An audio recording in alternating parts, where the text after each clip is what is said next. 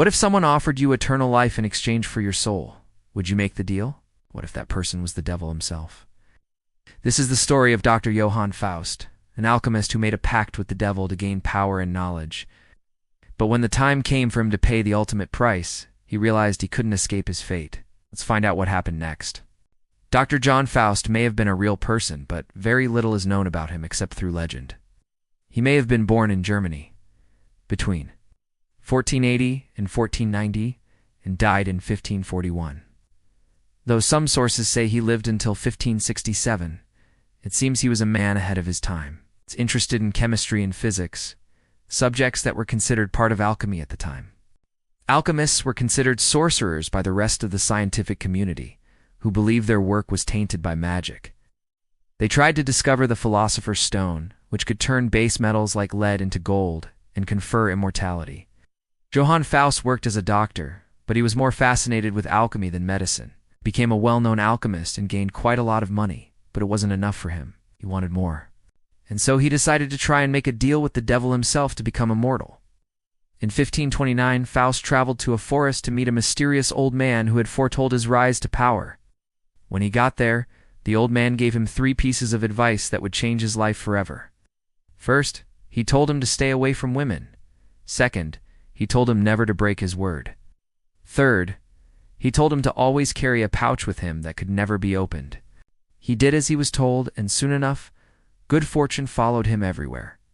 A few days later, Faust met a beautiful young woman named Helen in a tavern. He felt an instant connection with her, but he remembered the old man's warning and tried to ignore her. However, she wouldn't give up and eventually went to live with him. For years, they enjoyed each other's company, and Faust almost forgot about the old man's advice.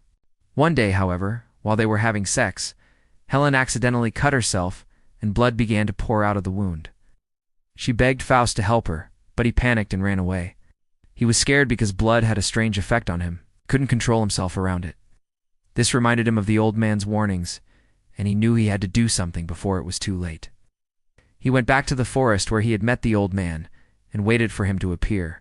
When the old man finally showed up, Faust explained what had happened and asked for his help.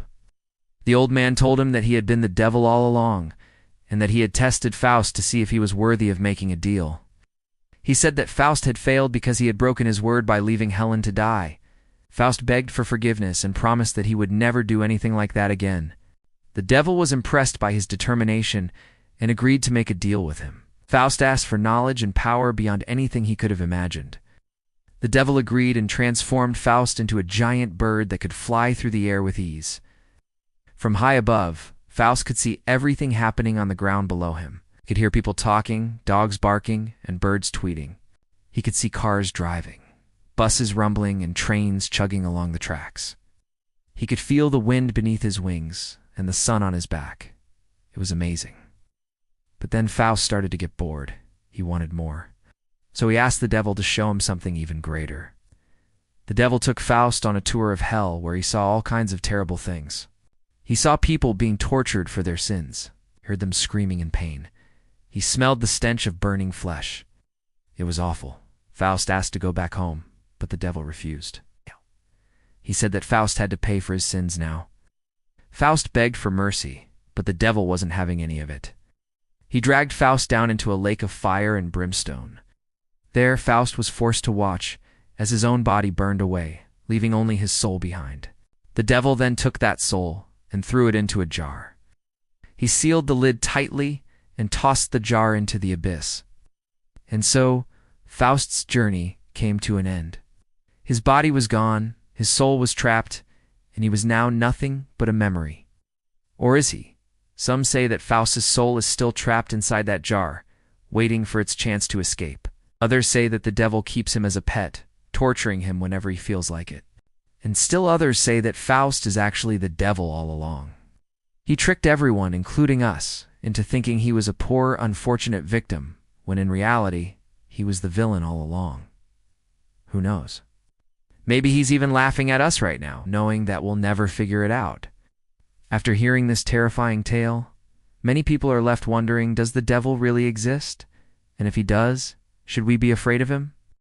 Some believe that the devil is just a metaphor for evil that exists within all of us. But others argue that he is a real being who walks among us, looking for souls to corrupt. When it comes to Johann Faust, we may never know for sure whether he was a brilliant scientist who dabbled in alchemy or a monster who sold his soul to the devil. What we do know is that his story has captured the human imagination for centuries. Whether he was a real person or a fictional character, his legacy lives on in the stories and legends that are told about him. So what do you think? Is the devil real? And if he is, have you ever seen him? Let me know your thoughts in the comments below. And if you enjoyed this video, don't forget to subscribe for more content like this. Thanks for watching, and I'll see you next time.